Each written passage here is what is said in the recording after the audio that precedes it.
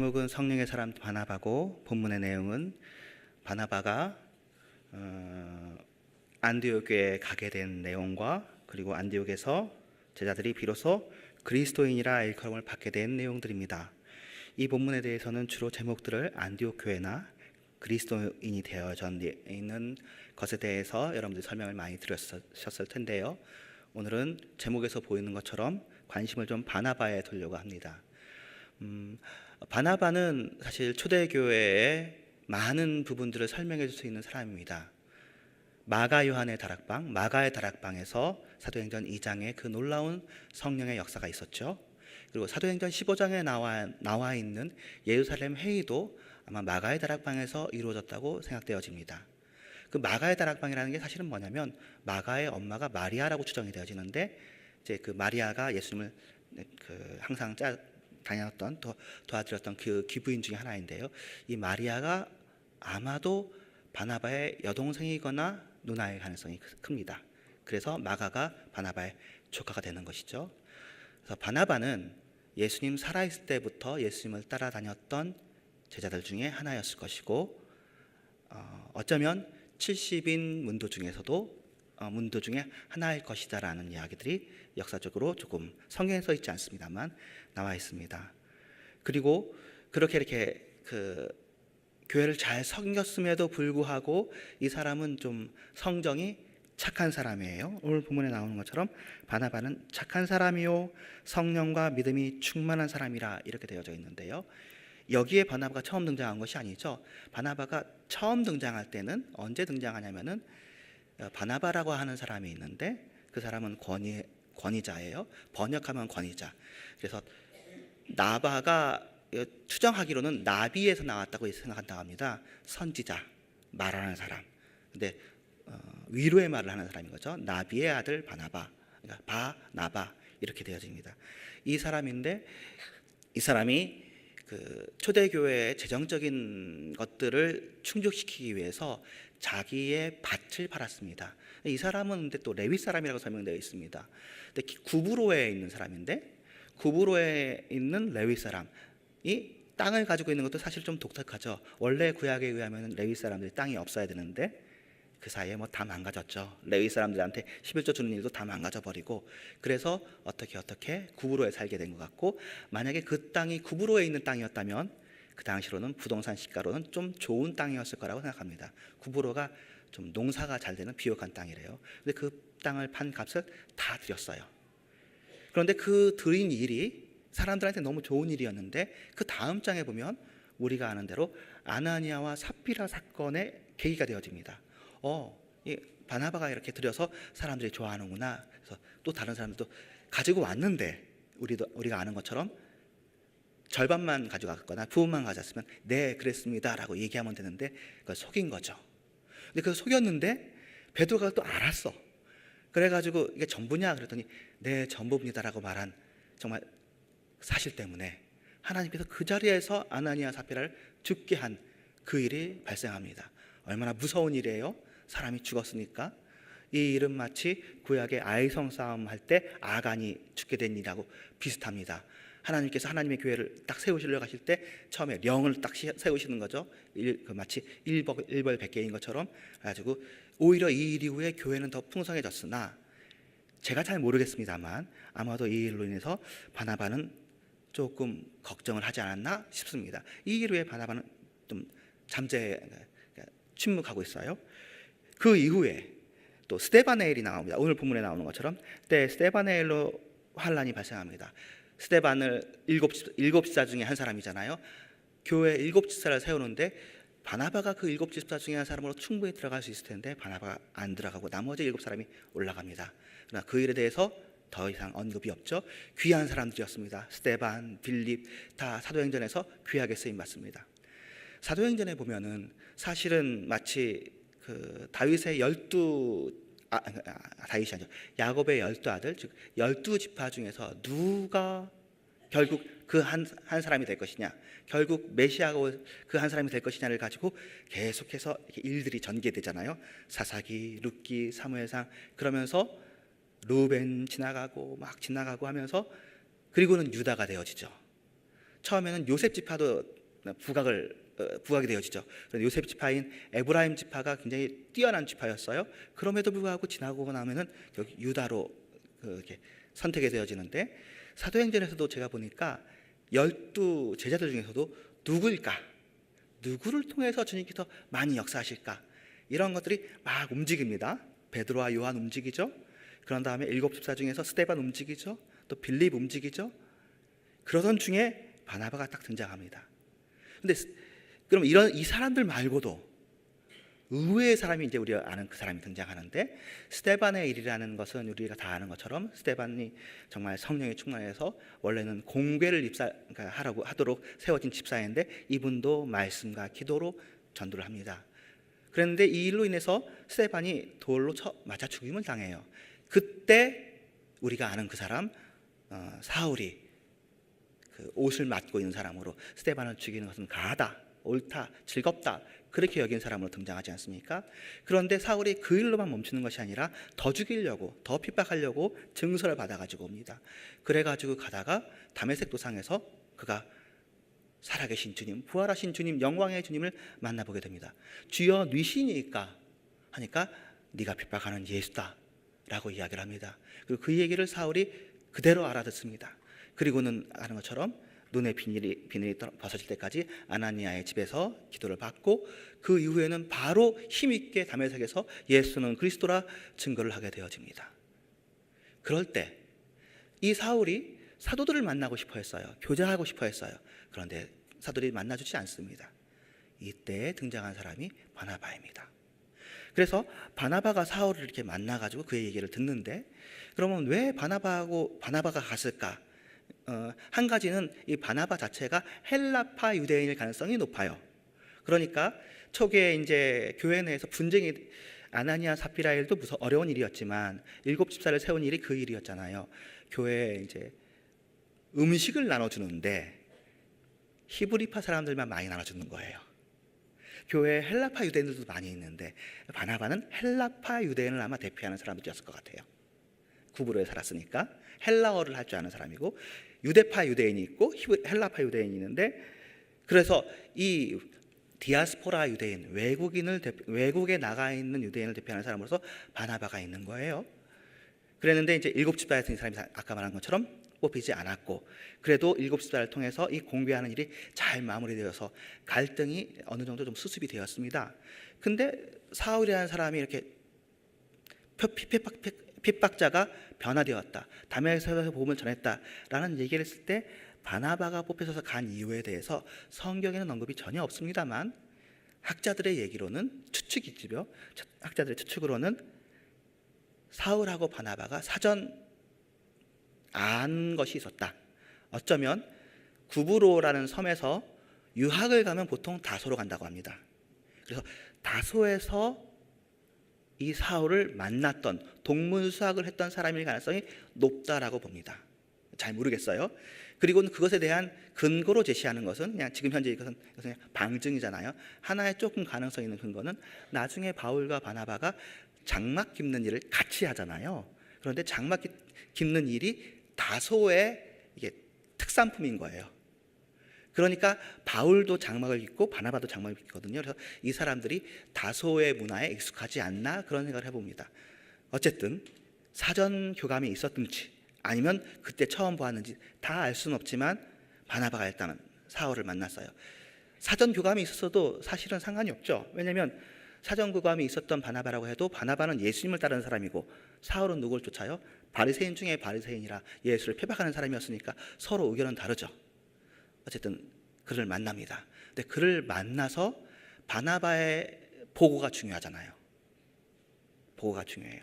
오늘도 자, 안디옥에서 이방인들이 예수를 믿습니다. 믿는다고 하는데 누구를 보내요? 바나바를 보내요. 그래서 그 바나바가 무슨 말을 하는지가 중요하단 말이에요.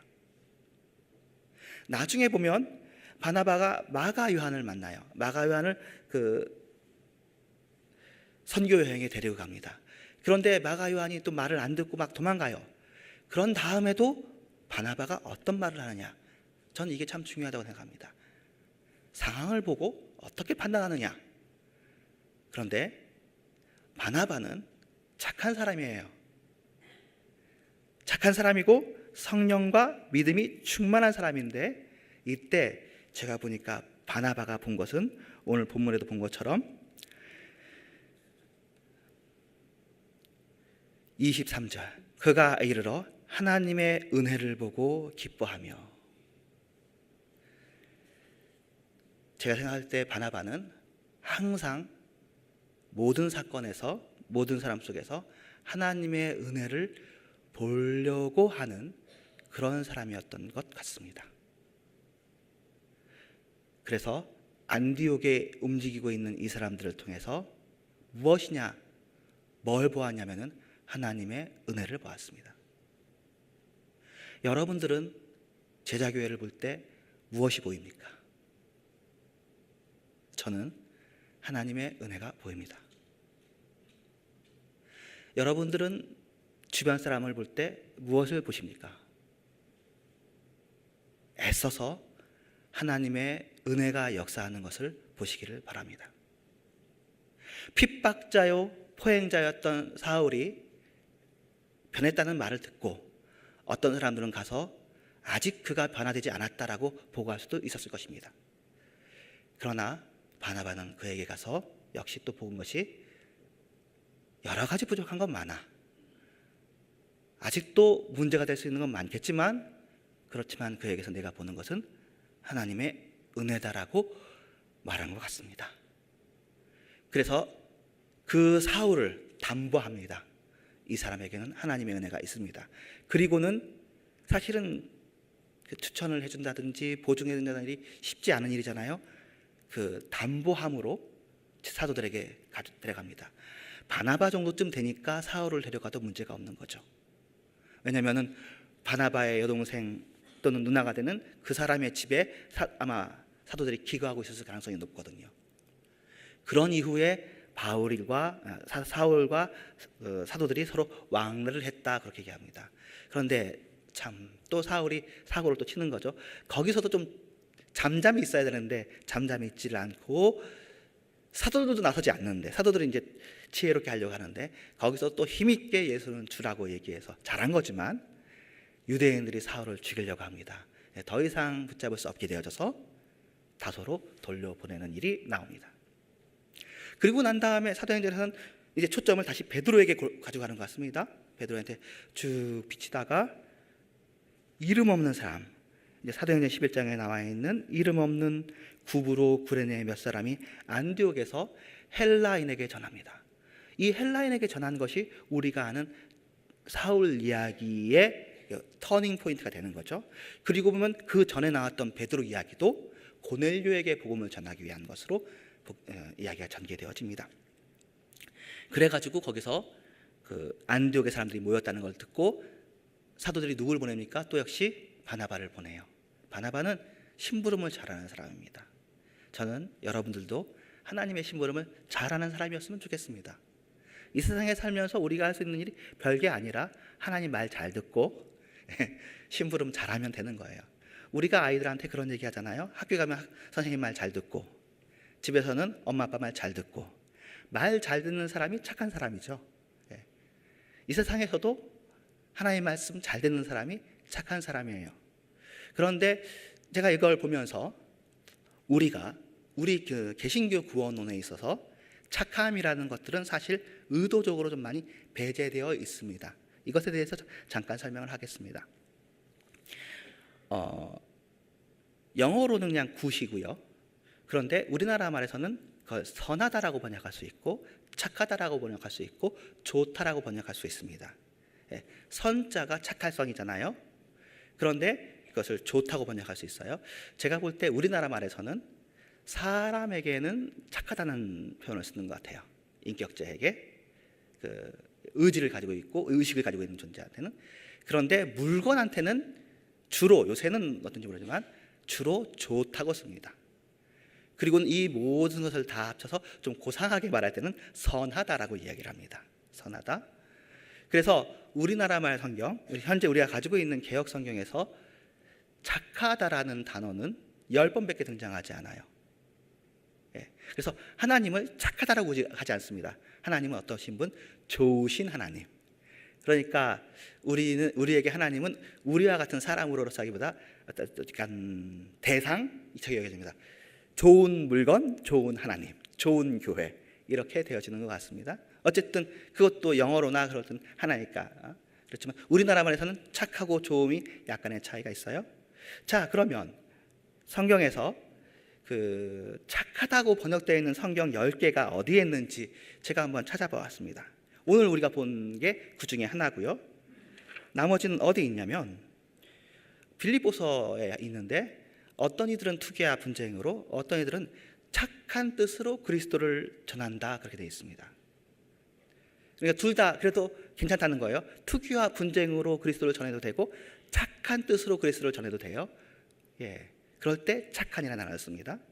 디모데전서 1장에 보면 믿음과 착한 양심을 가지라고 얘기합니다. 어떤 이들은 이 양심을 버렸고 그 미래에 관해서는 파산하였다 얘기합니다. 예, 믿음과 착한 양심, 그냥 양심이 아니라 착한 양심을 갖는 게 이렇게 디모데에게 권고되어지는 것입니다.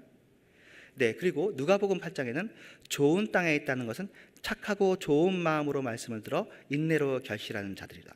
또 마태복음 25장에는 잘하였다, 착하고 충성된 종아, 그렇게 되어 있습니다. 그러니까 그 천국 상급을 받을 때에도 착한 사람이 받고요, 신앙생활을 하면서도 착한 뜻, 착한 양심이 필요한 거예요.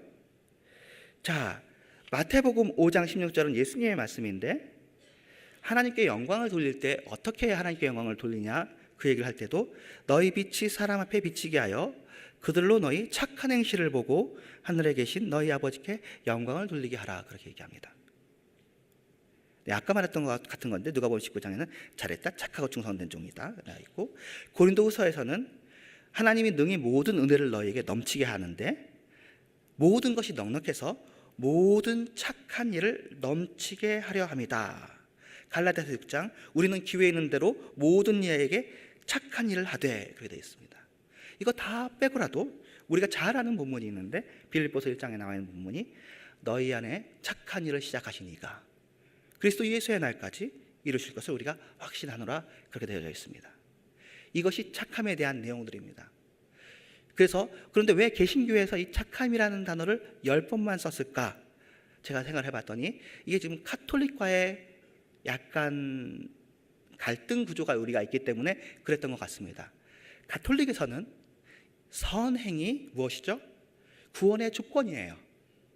그런데 우리는 그렇게 보지 않습니다. 우리가 오랫동안 노래를 불렀습니다.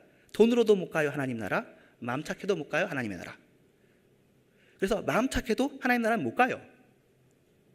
그러니까 착한 것을 강조하는 것이 우리한테 익숙하지가 않습니다. 예수를 믿고 난 다음에는 다른 걸 하죠. 예수를 믿고 난 다음에는 우리가 교회를 잘 섬기거나, 때로는 율법을 열심히 지키거나, 때로는 축복을 원하거나, 우리가 예수를 믿고 난 다음에 착한 사람이 되자라는 얘기들을 설교로 잘 들어보지도 않고 설교로 서로 이야기하지도 않습니다. 그런데 어떻게 보면 선행이라는 것, 사람이 착해지는 것이 구원의 조건은 아닙니다만, 구원받고 난 다음에는 하나님이 선하신 하나님이신 것처럼 우리도 선한 사람이 되는 게 목적인지도 모릅니다. 제가 그것과 관련해서 아주 재미있는 부분을 찾았어요. 에베소서 2장 10절, 우리를 구원한 목적인데요, 우리는 그의 만드신 바라 그리스도 예수 안에서 선한 일을 위하여 지으심을 받은 자니 이 일은 하나님이 전에 예비하사 우리도 그 가운데서 행하게 하려 하심이라. 우리가 여기까지 도착하게 되면 사실은 굉장히 많은 일들이 회피하게 됩니다. 제가 이 교회에 처음 와서 설교하면서 얘기했던 톰 라이트, 지금 그 복음주의 교회에 굉장히 인기 있는 설교자고요. 바르트라는 분이 했던 것처럼 이 시대 청년들에게 야, 좋은 설교자라고 얘기되는 이제 영국의 교수님이시자 박사님이시자 설교자신데, 그분이 주장하는 게 그거거든요. 예수 믿는 사람들이 말이야, 칭의만 가지고 강조하기 때문에 그 칭의는 옳지 않아. 그래서 칭의라는 것은 성화와 같이 가야 돼. 성화가 없는 칭의는 불완전해. 그래서 이 세상에서의 구원의 확신이라든지 칭의의 확신, 법정적 칭의에 대해서 조금 유보하자라는 주장을 해서 제가 여기서 신나게 얘기했죠. 아니라고. 그건 아니에요. 우리는 의롭게 되는 것은 믿음으로 해요. 의롭게 되는 것은 우리의 행위로가 아니라 예수님의 행위 때문에, 십자가 때문이에요. 그렇게 얘기를 했어요. 그런데 제가 지금 다시 이 얘기를 하잖아요. 하지만 구원받고 난 다음에는 우리는 착하게 살 거야. 우리는 하나님처럼 선하게 될 거야. 이 선하다는 것이요, 사실은 하나님의 성품이 여러 가지 이렇게 나열되어 있습니다. 지혜, 지식, 선, 사랑, 영성, 의지, 진실, 주권인데 그 중에가 이제 선이잖아요. 하나님의 선하심은 선하시기만 하고 어리석은 것이 아니라 하나님의 선하신 만큼 하나님께서 지혜로우시죠. 하나님의 선하신 만큼 하나님께서 의로우시죠. 그래서 원래로는 이 덕이요 붙어 있어요, 통째로. 그런데 이 세상에서는 이게 깨져버린 거죠. 그래서 깨져버리기서 이게 어떻게 드러나냐면은 사실은 어떤 의미로 본다면 예쁜 사람이 착한 사람인 거죠. 그래서 우리가 TV나 드라마에서 주인공을 착한 사람으로 그리잖아요. 착한 사람한테 선함을 기대해요. 그런데 우리가 이 세상을 알아요. 착하다고 선하지 않아요. 원래는 선한 사람이 부자여야 될 거예요. 그죠? 착한 사람이. 그런데 우리가 알아요. 이 세상에선 부자라고 해서 선하지도 않아요. 부와 의와 거룩이 다 뿔뿔이 흩어진 파편화되는 게 이 세상이에요. 그러나 하나님께는, 하나님의 세상에서는 하나님 자신은, 하나님은 선하시면서 아름다우시면서 거룩하시면서 의로우셔요. 그래서 그것을 우리가 회복해야 되는 거예요. 그래서 예수 믿는 사람은 아름다우셔야 됩니다. 거룩하셔야 됩니다. 선하셔야 됩니다. 지혜로우셔야 됩니다. 이것은 우리가 그렇게 해야 구원받는 것이 아니요, 우리에게 주어진 혜택이고 특권이에요. 우리는 하나님의 성령 안에서 이 일을 할 수 있는 문을, 열쇠를 가진 것이니까 여러분 힘써서 선하시기를 주님의 이름으로 축원합니다. 여러분에게 이 길이 열려져 있어요.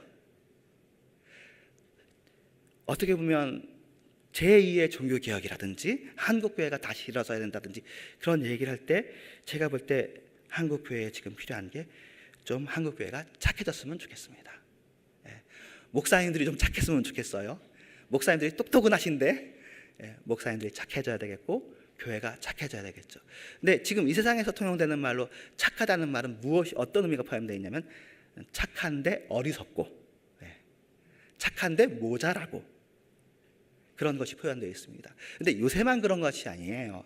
사실은 옛날에도 착한 사람들이 연약했어요. 그래서 우리가 가지고 있는 번역에서는 착한이라는 단어가 10몇 번밖에 안 써 있지만 공동 번역이라는 얼마 전에 번역한 성경에는 착하다는 단어가 110번 이상 써 있거든요. 그래서 제가 봤어요.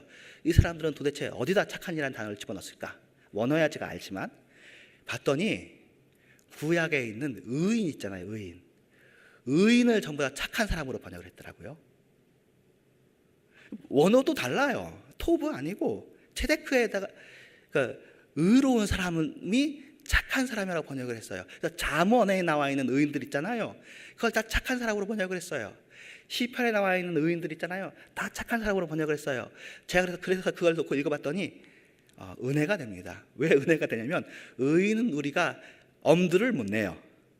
그런데 착한 사람은 우리들이 다 엄두를 내고 있어요. 왜냐하면 우리들이 다 본질적으로 자기는 착하다고 생각하고 있으니까. 여기 있는 분 중에 자기 착하다고 생각하지 않는 사람 하나도 없을걸요. 나름대로 다 착해요. 저도 착하고.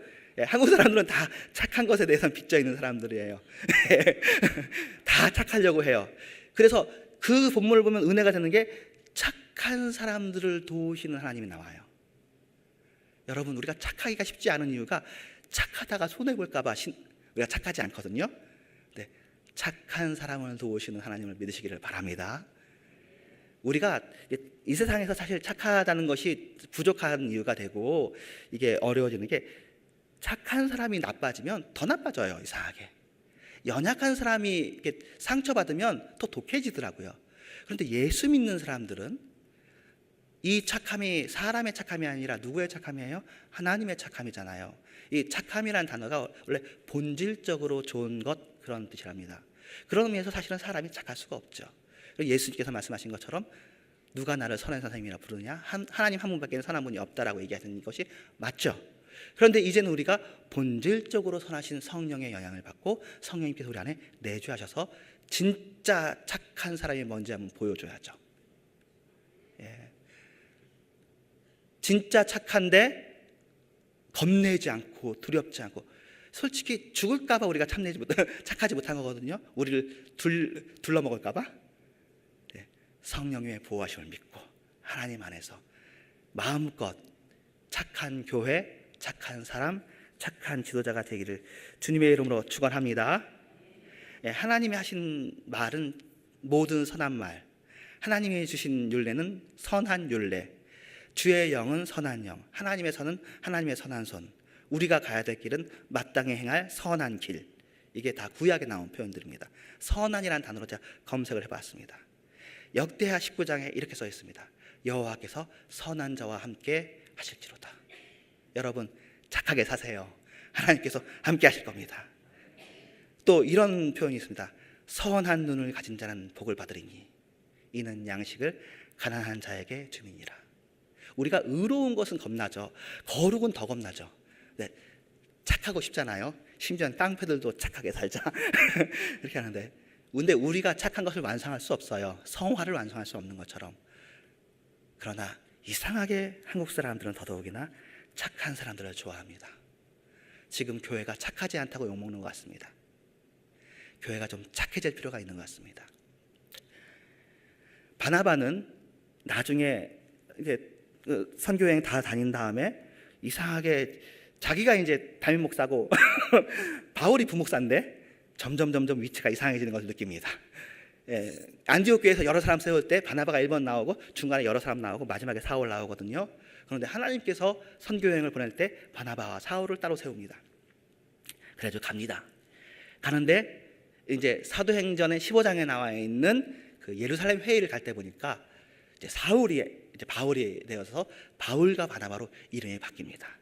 그런데 그 일에 대해서 바나바가 화냈다는 기록이 없어요. 바나바가 한 번 딱 화내요.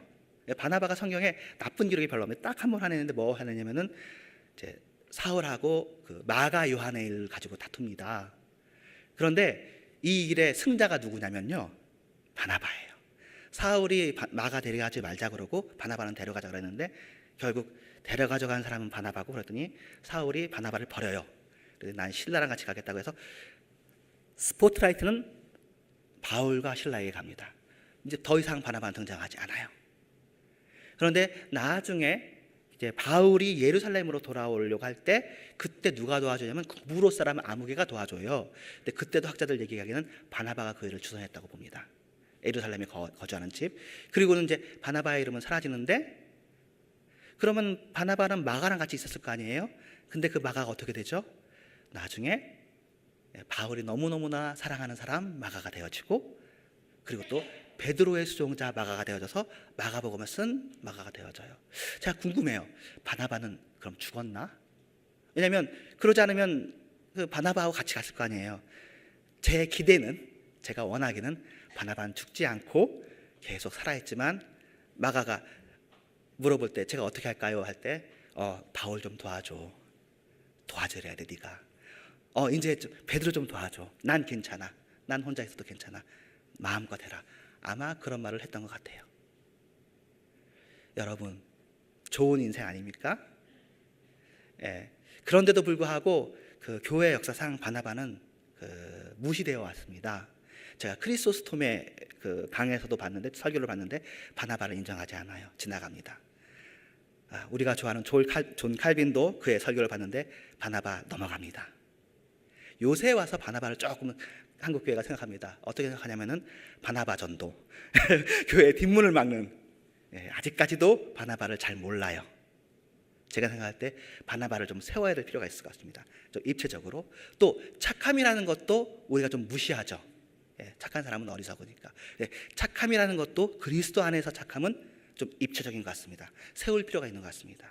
여러분, 기도하면서 착한 사람이 되시길 주님의 이름으로 축원합니다. 그냥 착함으로는 안 돼요. 기도하면서 착하면 돼요. 성령 안에서 착하면 돼요. 그리고는 혹시 여러분이 그 기도 안에서 성령 착함이 아님에 있더라도 지금부터 성령이 임한 것으로 믿고 착한 일을 좀 해보셔요. 그리고 좀 착하게 사세요. 예. 물건은 좋다고 하지만 사람은 착하다고 하잖아요. 예, 우리 모임도 착한 모임, 네, 한국 교회도 착한 교회. 혹시 이렇게 되는 것이 새로운 시대, 새로운 바람, 새로운 물결로 하나님께서 우리에게 주셔서, 아까 앤티 토마스하고도 이 정도 얘기하면 그 말이야? 그럼 나도 동의해 아마 할 거고, 앞에 있는 불교하고도, 옆에 있는 성당하고도, 아니 불신자하고도 교회가 그 정도 얘기한다면, 그러면 이 정도는 얘기할 수 있을 것 같습니다. 우리만이 가지고 있는 의를 강조하지만 우리가 가지고 있는 의가 너무 독선적이잖아요. 독선이라는 것이 얼마나 나빠요? 혼자만 선하다는 거잖아요. 그러지 말고 우리 같이 선합시다. 우리의 착함을 드러냅시다. 그러나 우리의 착함으로는 안 됩니다. 예수 그리스도의 착함으로, 성령의 착함으로 여러분에게 그 은혜가 있어질지어다. 기도하겠습니다.